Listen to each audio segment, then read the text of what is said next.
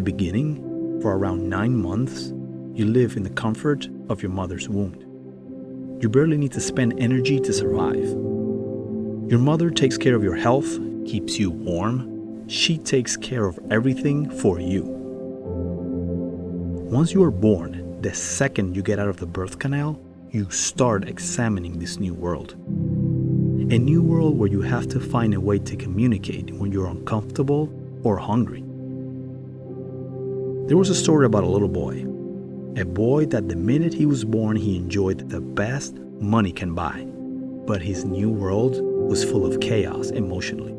There was a lot of friction between his parents. The constant yelling and threat of separation created a fear of abandonment. The boy was constantly reprimanded and humiliated in front of his family and few friends. He was criticized for his imperfections. He didn't know the meaning of a hug or the words, "I love you." His parents would always praise others that met their standards, but condemn his failures and lack of social interaction, especially in school. The daily violence between his parents would wake him up in the mornings and in the middle of the night. He would never see affection, only hate and anger. His feelings were never validated. During summer breaks and holidays, he was not allowed to play with friends. He would just be locked up in his room. He could only interact with his neighbors through a window while his friends played in front of his house. The boy could not understand what was going on in his world. He loved his parents very much, but he felt he wasn't good enough for them. He felt very lonely. The constant threats forced the child to spend most of his time alone in his room, even in family gatherings. He wanted an escape from the chaos. In his room, he constantly created imaginary friends after watching his favorite movies. He loved stories of hope for a better tomorrow, hope to be able to change the world.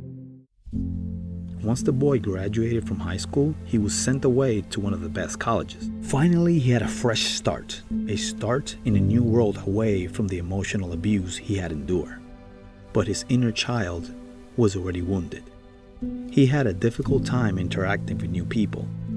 He kept judging and comparing himself to others. Unconsciously, he was treating himself like his parents treated him. Self-doubt haunted him 24/7. He blamed others for his problems. Tears and anxiety conquered his mornings. Constant fear of abandonment filled his mind. He had no doubt that he was going to be lonely for the rest of his life. He would constantly look up and ask, "God, if you're out there, what have I done to deserve this? All I want is to be happy, to be heard, to help others avoid going through this. I wish for not even one more child to suffer when they come to this world." One morning, the man walked barefoot outside. He looked around and noticed everything different. He started enjoying the way the grass felt on his feet, how beautiful the sunrise was, how good it felt breathing fresh air, how blessed he was to be able to walk. Finally, he realized how beautiful life can be. That day is when he said, "Enough is enough." Life is hard. There's nothing that's going to hit as hard as life. For muscles to grow, there has to be tension. Tension that's going to create failure. Failure that will make the muscle adjust and adapt for the next time. The next time to keep growing. There is not a single interesting movie or book about someone's life being perfect. The struggles that you face today will build your character for tomorrow. Find the purpose of your pain. Stop blaming the world for what you don't have. When anxiety tries to take over, that's your signal. The signal to work on you. It's the time to read, to drop to the floor and do push-ups. The time to meditate, to pray, to be mindful, to give a call to your mother, to help your brother. The time to count your blessings and be thankful. It's the time to take action on your goals, to work extra on you. It's a time to move to the next phase on personal development. Regardless of what's happening around, it's up to you to decide if it's going to affect you or not. It's the time to take out what's not working in your life. It is only up to you to stay where you are or get up and work for where you want to be. If you want to lose weight, it's only up to you to eat healthier and exercise. If you want better relationships, you have to work on improving you so you can connect better with the ones around you.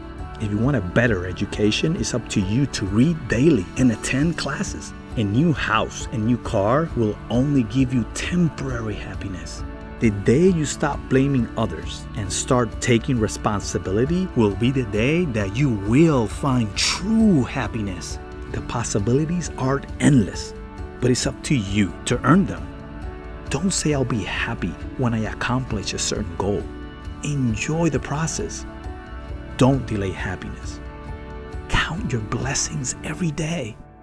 The boy in the story finally realized that his parents were also carrying wounded childs. They also didn't know the meaning of a hug or the meaning of the words "I love you." They showed him love the best way they could. He realized that his purpose was to start a change, to become the best possible version of himself so he can give back what he missed during his foundation years. Now, what is the meaning of your pain?